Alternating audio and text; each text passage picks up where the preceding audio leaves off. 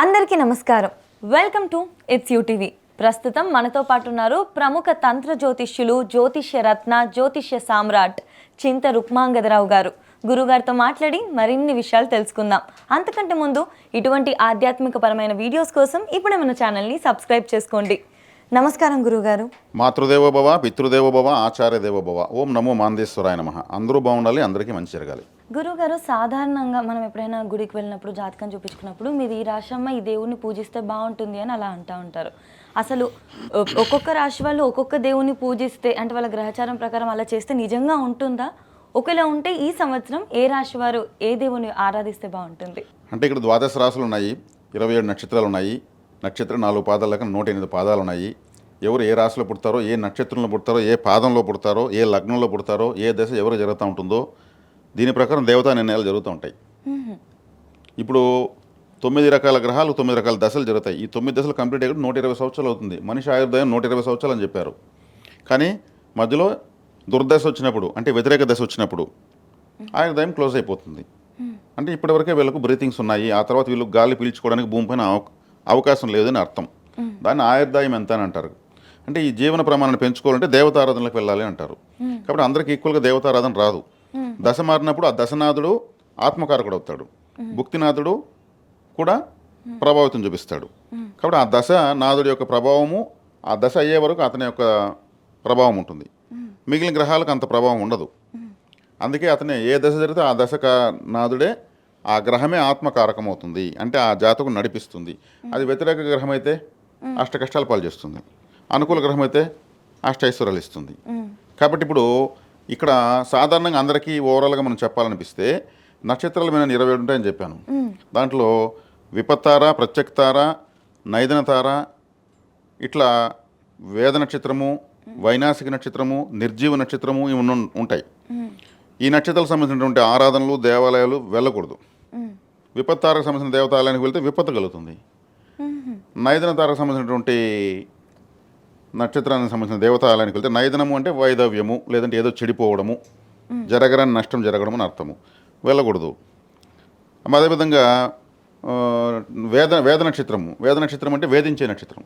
ఆ వేధించే నక్షత్రానికి సంబంధించిన దేవతలకు తెలియకుండా వెళ్ళి దండం పెట్టామంటే మనకు అది ఏదో ఒక వేదన, బాధ కలుగుతుంది.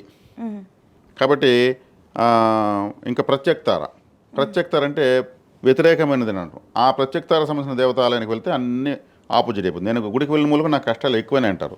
వీళ్ళు వెళ్ళుండేది ప్రత్యక్తారకు సంబంధించినటువంటి దేవతాలని వెళ్ళుంటారు. అప్పుడు ఏ ఆలయానికి వెళ్ళాలి? సంపత్తార, క్షేమతార, సాధనతార, మిత్రతార, పరమమిత్రతార, దైవ నమస్కార నక్షత్రం ఒకటి ఉంటుంది. దైవ నమస్కార నక్షత్రం ప్రతి ఒక్కరికి ఉంటుంది. ఆ నక్షత్రం సంబంధించిన దేవత తెలుసుకుని ఆ నక్షత్రం వెళ్తూ ఉంటే అప్పుడు దేవతా శక్తి ఎక్కువ వస్తుంది. అప్పుడు వెళ్తే ఇటువంటివి ఉంటాయి. ఇప్పుడు రాశి అంటే ఒక రాశిలో 30 డిగ్రీలు ఉంటుంది, 3 నక్షత్రాలు ఉంటాయి, 9 పాదాలు ఉంటాయి. ఈ 3 నక్షత్రాల్లో కూడా ఒక నక్షత్రం 4 పాదాలు, ఇంకొక నక్షత్రం 4 పాదాలు, ఇంకొక నక్షత్రం 1 పాదమే ఉంటుంది. అంటే 3 గ్రహాలకు సంబంధించినటువంటి నక్షత్రాలు ఒక రాశిలో ఉంటాయి. అంటే విడివడిన నక్షత్రాలు ఉంటాయి. ఒక రాశిలో ఒక నక్షత్రం 1 పాదము, ఇంకొక రాశిలో ఇంకో 3 పాదాలు, ఒక రాశిలో 2 పాదాలు, ఇంకొక రాశిలో 2 పాదాలు, ఒక రాశిలో 3 పాదాలు, ఇంకొక రాశిలో 1 పాదము, ఇట్లా విడివడిన నక్షత్రాలు ఉంటాయి. అంటే 2 రాశుల ప్రభావం కలిగి ఉంటుంది. అప్పుడు దేవతా నిర్ణయాలు సూక్ష్మంగా తీసుకోవాలి. నేను డెప్త్లోకి వెళ్ళి మీకు చెప్పాను. ఇప్పుడు జనరల్గా తీసుకుంటే ప్రతి రాశి వాళ్ళు ఏ దేవతను ఆరాధించుకుంటే అంటే తమకు 2వ రాశి వెనుకున్న రాశి. మకర రాశి వాళ్ళకి వెనుక రాశి ధనుసు రాశి, తర్వాత రాశి కుంభరాశి.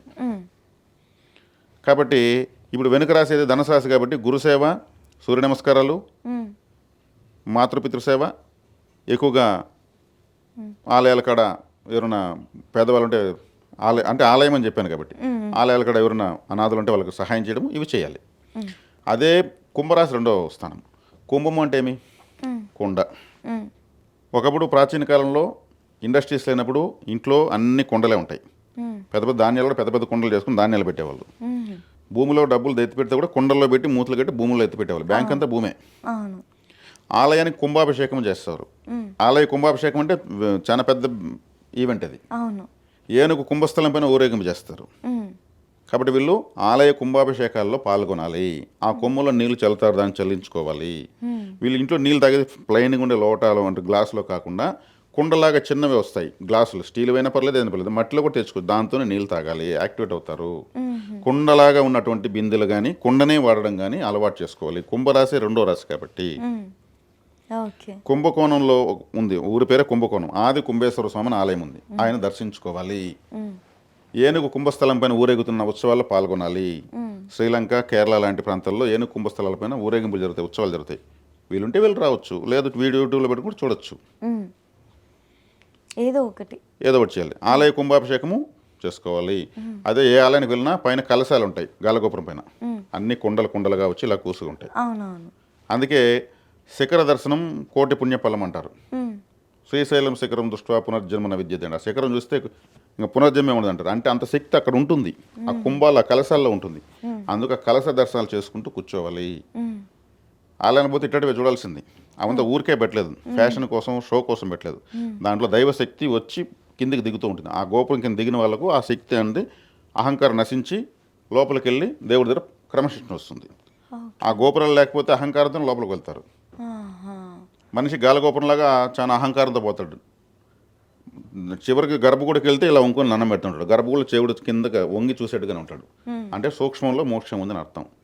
ఎవరి అహంకారం గాలగోపురం కింద దూరంగానే తగ్గిపోతుందని అర్థం. ఆ గాలగోపురమైన కలశాలే దైవశక్తిని లాగి మనుషుల యొక్క వ్యతిరేకతను కోల్పోయేలా చేస్తాయి. కాబట్టి ఇవి మకర రాశి వాళ్ళు చేసుకోవాల్సినటువంటి పరిహారాలు. కాబట్టి ప్రతి రాశి వాళ్ళు తమకు ముందు వెనుకున్న రాశుల్ని ఎలా బలపరచుకోవాలనేది ఇక్కడ మనం వివరంగా చెప్పాం. దీన్ని పాటించుకోవడం సులభమే. ఇప్పుడు మనం ఓపెన్ సీక్రెట్ చెప్పేస్తాం, ప్రతి ఒక్కరు యాక్టివేట్ చేసుకోవచ్చు. చేసుకోలేకపోతే అది మనకు సంబంధం లేదు. మనం ట్రాఫిక్ పోలీసులు మాత్రమే ఎలా వెళ్ళాలో చెప్పాం. వెళ్ళకపోతే మనకేం సంబంధం?